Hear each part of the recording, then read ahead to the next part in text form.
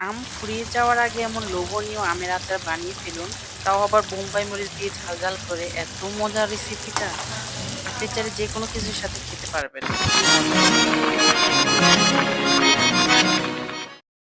আসসালামু আলাইকুম প্রিয় বন্ধুরা।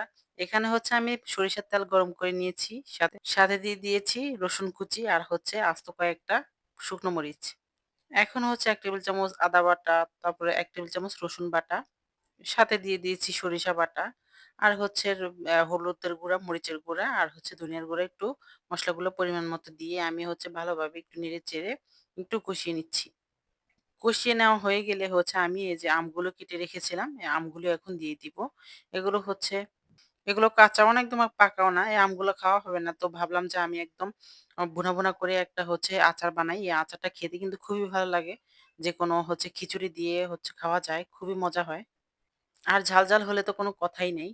তো হচ্ছে এখন আমি কিছুক্ষণ হচ্ছে আমটা তেলের ভিতরে ভেজে এর ভিতরে হচ্ছে পাঁচফোড়ন আর হচ্ছে চিলি ফ্লেক্স আমি দিয়ে দিয়েছি। দিয়ে হচ্ছে ভালোভাবে সবগুলো আমের সাথে মিশিয়ে দিচ্ছি।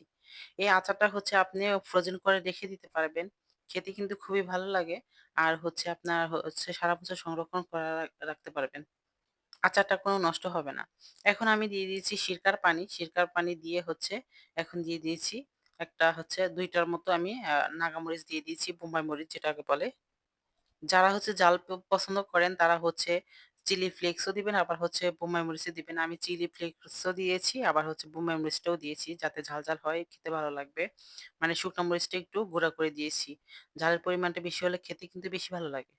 আমি কিন্তু কোনো পানি ব্যবহার করিনি। ওই সিরকার পানি থেকে আর আমটা গলে যে পানিটা বের হয়েছে, ওই পানিটা দিয়ে হচ্ছে নেড়ে চেড়ে একদম পুরা একদম লেওয়া, লেওয়া করে ফেলবো। পুরাটা আমটা গলে যাবে এভাবে।